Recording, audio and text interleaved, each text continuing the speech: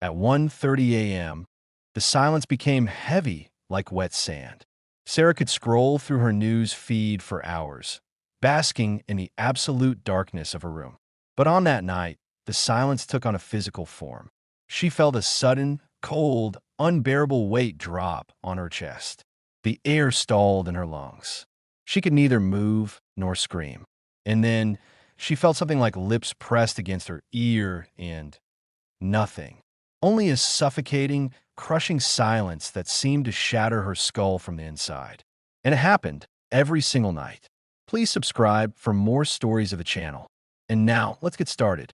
Sarah Lancaster was a perfect night owl, and her old house on the outskirts of Hazelwood was the ideal setting for it. No one bothered her here. There was no outside noise, save for the creaking of the old floors and the faint hum of the refrigerator downstairs. She often joked that between 1 and 2 in the morning was her golden hour. It was when the clock hands past midnight and her brain finally achieved peace from the day's worries that Sarah would burrow under the covers, setting her phone to minimum brightness. She could spend hours scrolling through social media, reading articles, enjoying the absolute, inky darkness of her room. It was on one such night about a year ago that this peace began to crumble. It happened around 1:30 a.m. Everyone in the house was asleep. Her mother, Evelyn, had been in her own room for hours. Sarah lay, propped up on her hand, laughing at some meme when the silence suddenly grew heavy, like wet sand. She felt watched. It wasn't just a feeling, but a physical awareness of a presence in the room. Sarah tore her gaze away from the screen and looked around. Nothing, of course, just the soft, familiar contours of the furniture in the dark. She returned to her phone, but half a minute later, it happened again, and this time, it was accompanied by sound. At first, it was just a barely audible creak, as if a bare foot had gently stepped onto the old wooden floor. The sound came from the wall farthest from her bed, where her favorite guitar hung. It's just the house. Old houses creak, Sarah thought, but the tension in her body increased. She deliberately lowered the volume on her phone to listen better, and that's when she heard it again. Footsteps. They weren't the chaotic sounds of shifting beams. They were distinct, deliberate steps. Step, pause, step, pause. They were rhythmic and approaching. The steps were strange, like someone walking with a slightly rubbery, muffled gait, as if someone was walking in thick wool socks on a dusty surface. The sound was so localized that Sarah could accurately map the trajectory from that far wall, past the old dresser, and straight toward her bed. When the steps stopped, she was certain they stopped right next to the bed. Just by her right ear, Sarah felt only a faint flash of panic. She was almost indifferent, again attributing it to fatigue. But then came the pressure. A sudden, cold, heavy weight dropped on her chest. It wasn't just paralysis, it was the sensation of being weighed down by a wet blanket or perhaps something quite large. The air stalled in her lungs. She couldn't move, couldn't scream. Her body was completely immobile, but her mind was racing. The most terrifying part was the feeling that someone's lips were pressed against her ear. It wasn't breathing, just a presence so close that she felt the coldness. She strained, waiting for a whisper, a word, but there was only a dull, heavy silence. It was a silence that seemed to crush her skull from the inside. This unpleasant addition was the final straw. Sarah, gathering all her will, jerked violently. It felt like coming up from underwater. The pressure instantly vanished. The steps did not retreat. They simply ceased. Sarah sat bolt upright in bed, her heart hammering wildly. The room was empty, dark, and utterly silent again. She decided it must have been an exceptionally vivid episode of sleep paralysis, exacerbated by her chronic fatigue. She stayed up until morning without turning on the light, instinctively feeling that movement or light might bring it back. But it wasn't an isolated incident. Over the next week, it happened every night. The same approaching steps, the same paralysis, and the same heavy, silent pressure. Her tiredness turned into exhaustion, and her peace into dread. The repetition of the nocturnal attacks eroded Sarah's skepticism. After 6 nights of the rhythmic steps and the suffocating pressure, she was reduced to a nervous wreck. Her productivity plummeted, and the darkness of her room, once a sanctuary, was now a hostile void. She started leaving her bedroom door slightly ajar, listening to the predictable, comforting sounds of the quiet house. But the steps always waited for her to be completely alone in the dark. One evening, over a strained dinner, Sarah picking miserably at her food, the tension became too much. "I think I need to see a doctor," Sarah mumbled, pushing her plate away. "I'm having terrible, specific nightmares. It's like my body won't move, and I feel like someone's sitting on my chest." Evelyn Lancaster, Sarah's mother, was a woman of quiet, measured reactions. She worked as an accountant, valuing precision and fact, but she carried an air of deep, inherited intuition that Sarah had always dismissed as old-world nonsense. Evelyn rarely rushed to judgment, and she certainly didn't rush to panic. Evelyn placed her fork down with deliberate slowness. "Sleep paralysis, perhaps," Evelyn offered, though her eyes were sharp, evaluating not the story, but Sarah's fear. "It happens when you are overtired. You spend too much time on that phone after midnight." "It's more than that, Mom," Sarah insisted, her voice tight. "It's structured. I hear footsteps first, from the wall to my bed. And it's not a dream. It happens when I'm still awake. And when it puts that pressure on me, I feel its presence right next to my ear." Sarah braced for the usual, rational dismissal. "It's the wind. It's the old pipes."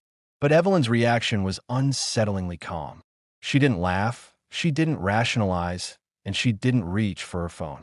Evelyn simply observed Sarah for a long moment, a familiar, distant look in her eyes, as if consulting an unseen chart of local superstitions.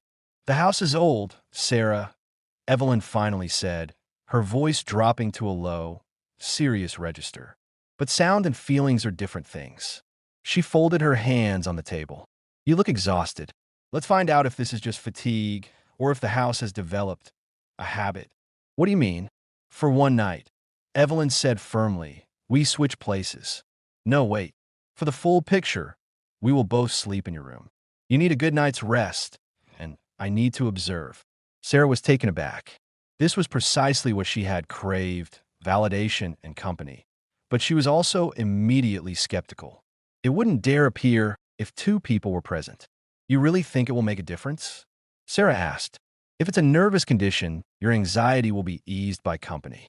If it's something else," Evelyn paused, her gaze resting briefly on the dark corner of the dining room, "then the rules might change. We will see." That night, Evelyn prepared for the unusual sleepover with an unnerving efficiency. She brought a spare blanket, a pillow, and a small, antique, silver-plated oil lamp, which she placed on Sarah's bedside table, though she didn't light it. "Why the lamp?" Sarah asked. "Some things respect a marker," Evelyn replied vaguely. "But we are relying on silence tonight. You go to sleep. I will be reading." Evelyn took the floor near the wall, placing her pillow close to where the rhythmic footsteps usually began. Sarah climbed into her bed, feeling a bizarre mixture of shame and immense relief. Having her mother there felt like building a temporary fortress. For the first time in a week, Sarah felt the tension drain from her muscles. She closed her eyes. The silence that night was absolute. No critics, no strange pressure, no sound of slow, deliberate footsteps approaching from the wall. Sarah fell into the deepest, most restful sleep she had experienced in months. She awoke the next morning feeling buoyant, alert, and entirely refreshed. Sunlight streamed into the room, banishing the night's terrors. Evelyn was already up, meticulously folding the spare blanket. Evelyn didn't say a word about the night. Instead, she performed a small, silent ritual. She reached into her pocket and produced a single, old-fashioned church candle, a thin, yellowish pillar of wax. She placed it carefully on Sarah's bedside table, next to where the oil lamp sat. "Keep that there," Evelyn instructed, her voice soft but absolute. "We won't speak of this again unless you feel the need." And that was it. No questions about the footsteps, no confirmation of the pressure, no declaration of victory. Just a candle, a command, and a wall of silence. Sarah, basking in her newfound rested state, readily agreed. The footsteps had stopped. It was gone. She convinced herself that the whole episode was, indeed, just a strange cocktail of stress and fantasy. The weeks turned into months, and the candle remained on the bedside table, a silent, yellowed sentinel against the dark. Months passed, stretching into almost a year. The unsettling episode became a distant, almost unbelievable memory for Sarah. The candle, which Evelyn had placed on the nightstand, remained there, largely ignored. Sarah was back to her old habits, scrolling deep into the night, but the silence of the room was now normal, harmless. She convinced herself that the company of her mother had simply broken a psychological cycle. The subject of that terrifying week was strictly avoided. It was Evelyn's unspoken rule, and Sarah, grateful for the return to normalcy, had no desire to break it. The secret was revealed on a rainy afternoon in late autumn. Sarah and Evelyn were packing up old boxes in the dusty attic, a mundane activity that felt 1,000 miles removed from any nocturnal horror. They were discussing the general topic of inherited fears and superstitions. You know, when I was a girl, my grandmother always insisted on salt over the thresholds, Evelyn mused, holding up a cracked ceramic bowl. She said you never knew what might try to come in during the cold months. Right, like your church candle, Sarah laughed, pulling a dusty blanket off a trunk. I still don't know where you got that, Mom. It looks like it's 100 years old. Evelyn stopped folding the blanket. She looked directly at Sarah, and the expression in her eyes was one Sarah hadn't seen since that fateful night. Serious, distant, and deeply knowing. It's not a church candle, Sarah, and it wasn't fear that made me place it there. Evelyn set the blanket down and sat on the edge of the trunk. The atmosphere in the cluttered attic changed instantly, becoming heavy and cold, despite the closeness of the room. I didn't want to scare you, Evelyn began, her voice low. But that night we shared your room. I felt everything you described. Exactly everything. Sarah felt a sudden, profound chill that had nothing to do with the drafty attic. Her heart hammered the rhythm of the approaching steps she hadn't heard in months. The steps were precise, Evelyn recounted, her gaze fixed on a distant point. Slow, heavy, and rubbery from the wall to the bedside.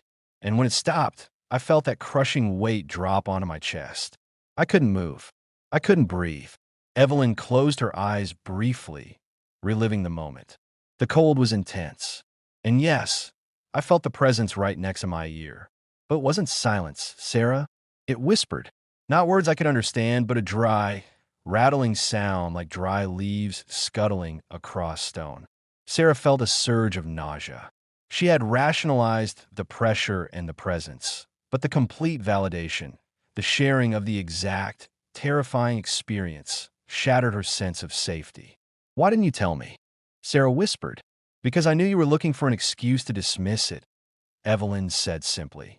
If I had confirmed it then, you would have panicked, and that's what it wanted. Its power is fear, amplified by exhaustion. And I had a suspicion that the entity wasn't attached to you, but to the room. Evelyn explained that years ago, when they first bought the house, she had researched its history, not out of curiosity, but out of an unnerving premonition she often had about new places. She discovered that Sarah's bedroom was the oldest part of the structure, originally a separate cottage on the property. A very old woman lived here alone in the 1930s, Evelyn explained. Kahani. She was eccentric, deeply isolated, and died in that room, seemingly unnoticed for days. Her neighbors believed she hoarded things, not gold, but memories and small, insignificant objects. They said she was waiting for a final visitor. Evelyn reached into the trunk and pulled out a small, leather-bound journal, the one Sarah had seen her consult briefly over the years. The pages were filled with handwritten notes on local folklore and cryptic phrases. When you told me about the pressure, I knew, Evelyn said. I knew it was the old night visitor, or the waster of breath, which locals claimed was tied to the old woman. It pressures the sleeping, seeking something from them, energy, memory, or perhaps just acknowledgement. Evelyn's next revelation was the most chilling. I didn't just sleep in your room to prove a point. When the pressure was on me, I didn't fight it with my body. I fought it with my mind. I spoke to it. Sarah, I promised it something. What did you promise? Evelyn looked away, her expression grim.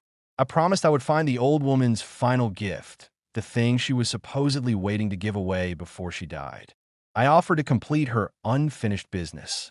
In exchange, I demanded that it leave you alone. And did it agree? The pressure lifted immediately, and the steps didn't return to your room, Evelyn confirmed. The candle I gave you wasn't a protection charm. It was a temporary ward, a vessel to contain the agreement. You slept soundly because the entity honored the deal. Sarah felt a terrible, crushing weight of guilt and dread. But why did you never look for the gift? Evelyn sighed, placing her hand on the journal. Because I didn't want to break the silence. And because I haven't been honest with you about the cost of that deal, Sarah. It left your room, yes, but it didn't leave the house. It transferred its focus. What do you mean? Evelyn slowly stood up, looking pale and weary. The week after I slept in your room, I started feeling it. The exhaustion. The steps, very faint, always from the farthest corner of my room. And the pressure on my chest almost every night. I simply haven't told you because it hasn't stopped, and I didn't want to send you into a panic. Mom, you took the curse onto yourself. Sarah gasped, the blood draining from her face. I took the vigil, Evelyn corrected, the terror now fully visible in her eyes. I kept the entity quiet with my fear for you, but the vow is running out. I still haven't found the final gift, and I think it is getting angry. It no longer just presses, Sarah. I think it is trying to move in. Evelyn's confession hung between them like a shroud. Sarah was consumed by guilt, realizing that her peaceful nights over the past year were bought with her mother's escalating torment. Her skepticism was annihilated, replaced by a desperate need to act. We have to find the gift, Sarah insisted, her voice trembling. Tonight, if that's what it wants, we give it what it needs to finally rest. Evelyn, however, was hesitant. If we move things now, we might break the silence that holds it at bay. I've learned to manage the pressure, but if we alert it to our search... You can't manage it, Mom. You're exhausted. And you said it's getting angry, Sarah countered, thinking of the chilling finality of Evelyn's words. I think it is trying to move in. Sarah returned to her old room, the room of the vow. She began a systematic, furious search, using the only clue they possessed, the final gift of an old woman who died alone in the 1930s. Evelyn joined her, holding the old, leather-bound journal, occasionally pointing to an inscription about resting places or hidden comforts. They methodically dismantled the room, checking under the carpet, inside the dresser drawers, and behind the heating vents. The room was familiar, yet now felt intensely claustrophobic, charged with the lingering memory of the waster of breath. She died alone, Evelyn murmured, reading from the journal. She had one thing she treasured above all else, which she intended to give to the first kind soul who visited her after the final chime of the new year. But she died before then. So it's not hidden outside the room, Sarah concluded. It's somewhere she could reach from her bed. They focused on the area around where the old woman's bed would have stood, the space now occupied by Sarah's dresser and the wall where the footsteps had originated. Sarah remembered the rubbery quality of the steps and the way the presence had stopped directly at her bedside. She started examining the floorboards nearest the bed. They were old, warped, and covered by decades of paint. Using a kitchen knife, Sarah knelt and began scraping away the paint on the molding just above the skirting board. The wood beneath was darker and looser than the rest of the wall. "Mom, look at this," Sarah whispered. Evelyn leaned down. Sarah pulled gently at a piece of the baseboard. It wasn't nailed down, it was a sliding panel. She slid it away, revealing a small, dark recess in the wall structure, a perfect hidden niche. Sarah reached in. The space was cold, dusty, and dry. Her fingers closed around two small objects wrapped in a piece of linen so fragile it crumbled immediately upon touch. She pulled them out. They were not the gold or jewels Arthur Crawford had sought. The first was a miniature, intricately carved brass key, clearly antique, and likely meant for a small box or locket. The second was a single dried flower, pressed flat, brown, and utterly delicate. Evelyn immediately recognized it. An edelweiss. Evelyn breathed, the ancient folklore rushing back to her. A rare flower, often given as a pledge of devotion or a promise of ultimate rest. This is the gift, Sarah declared, clutching the objects. The key and the promise. We found it. A profound sense of relief washed over Sarah, but it was cut short by a sound. The distant, slow creak of a floorboard from the hallway outside. The sound was not frantic. It was deliberate. The waster of breath was aware of their success. It was coming to collect. Evelyn seized Sarah's arm. We have to bring it to full offering, Sarah. The promise must be delivered. Take the key and the flower. Go now. I will stay here. No, Mom. I'm not leaving you here. It doesn't want me anymore, Evelyn stated, her eyes wide with a terrible, prophetic understanding. It is focused on the completion. Now go. Sarah knew she couldn't win this argument, and time was running out. She raced out of the room, clutching the key and the flower, running towards her mother's bedroom, the room where the entity now resided. She burst into Evelyn's room. The room was dark, but the moonlight filtering through the curtains revealed the terrifying scene. Evelyn was lying in her bed, her arms rigidly at her sides. She was awake, but her body was in a state of deep, cold paralysis. The heavy pressure was clearly visible, causing the blanket over her chest to depress unnaturally. Her eyes were fixed on the ceiling, filled with pure, agonizing terror. And next to the bed, slightly hunched, was a presence that blocked the moonlight. Not a shadow, but a hole in the light, darker than the surrounding darkness. You have fulfilled the bargain. The waster's voice whispered, but the sound was strangely complex. Part the dry rattle of leaves, and part the familiar voice of Evelyn, distorted. The gift is found. Take it. Sarah screamed, running to the bedside. She opened her hand, dropping the tiny brass key and the dried edelweiss flower onto the nightstand. Take the key and the promise. Leave her. The black presence leaned in over Evelyn, and the pressure on her chest seemed to deepen, as if savoring the final moment of the vow's completion. The air in the room became almost freezing. Suddenly, the cold presence withdrew, moving away from Evelyn's bed and turning towards the nightstand where the objects lay. A moment of absolute silence followed, then a sound of profound settling. The weight lifted from Evelyn's chest, and she gasped, her body shaking as she regained control. It's gone. Sarah, you did it. Evelyn sobbed, relief flooding her face. Sarah sank to the floor, collapsing in emotional exhaustion, staring at the nightstand. The key and the flower lay untouched. The black presence was gone. The vow was broken. The gift was delivered. But as Evelyn tried to sit up, Sarah heard a final, slow, deliberate sound from the corner of the room. It was the distinct, rubbery sound of a single, satisfied step, followed by a deep sigh that was unmistakably human. Evelyn looked at Sarah, and her relief evaporated, replaced by the same terror Sarah had felt a year ago. The steps, they stopped, Sarah, Evelyn whispered, tears streaming down her face. But the silence in this room is now total. The silence that followed the departure of the waster of breath was the heaviest sound Sarah had ever heard. It was not the restful silence of a quiet house, but the absolute vacuum left when a struggle ends and something terrible is decided. Evelyn was finally free of the pressure, but she remained rigid, staring at the corner where the presence had vanished. It left the room, Sarah, Evelyn whispered, her voice weak but steady.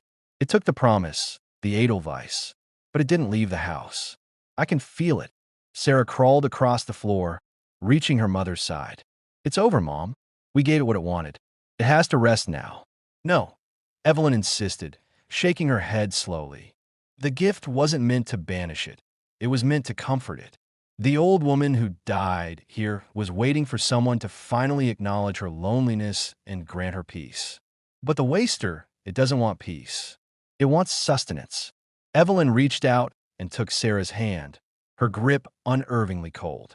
When I made the bargain, I didn't just divert its attention. When I gave it my fear, I invited it to leave your room and enter mine under the condition I would find its comfort. It honored the search, but it had no intention of leaving the house. Sarah felt a renewed wave of terror. But you said it lifted the pressure. It's gone from you. The waster is gone, Evelyn corrected, her eyes filled with an unsettling mixture of exhaustion and knowledge. But the old night visitor is back where it belongs. I was the kind soul who acknowledged its loneliness and delivered its final comfort. Evelyn slowly turned her head to look at the nightstand, with a small brass key laying next to the now crumbling Edelweiss flower. Look closer, Sarah, Evelyn commanded, her voice suddenly devoid of maternal warmth, taking on a dull, rattling quality. Sarah looked at the key. It was just an antique key. Then the final, chilling realization struck Sarah with the force of the entity's weight. The key wasn't meant for a box of jewels. It was a symbolic offering. The waster of breath was an entity that preyed on the lonely and the exhausted, demanding silent acknowledgement. Sarah looked back at her mother, seeing the truth in her eyes. Evelyn was free of the paralysis, free of the pressure, but she was utterly, devastatingly hollow. Evelyn smiled, a thin, slow, terrifying curve of the lips that held no joy, only profound, ancient weariness.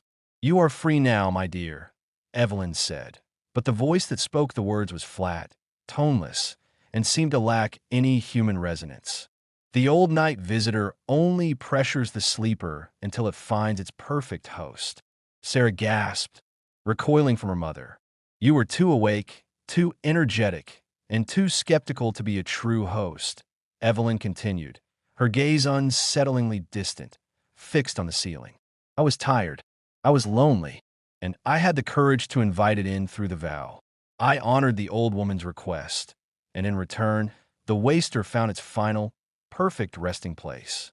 The unexpected resolution was not that the entity was vanquished, but that it had finally succeeded in its goal. It hadn't been defeated by Evelyn's sacrifice. It had been integrated. Sarah backed away toward the door, tears streaming down her face, the weight of the terrifying truth settling upon her. Mom, what about the steps? She managed to choke out. Evelyn turned her head again, giving Sarah one last vacant look. The steps were always seeking comfort, Sarah, Evelyn said. They're no longer needed. And as Sarah watched in horror, Evelyn slowly reached out a hand and smoothed the sheet over her own chest, settling into the bed with an air of profound, unnatural relief. Sarah heard a final, faint sound in the dead silence of the room. It was the distinct, muffled, rubbery sound of a single, satisfied step, not from the floor, but from inside Evelyn's chest, before the room fell into a silence that would never be broken. Sarah fled the house that night, never to return. She sent for her belongings, but never spoke to her mother again. For the woman she knew as Evelyn was gone, replaced by the silent host, the waster of breath finally at peace in its permanent sanctuary. The history of the old house was over, and the new, terrifying silent vigil had begun.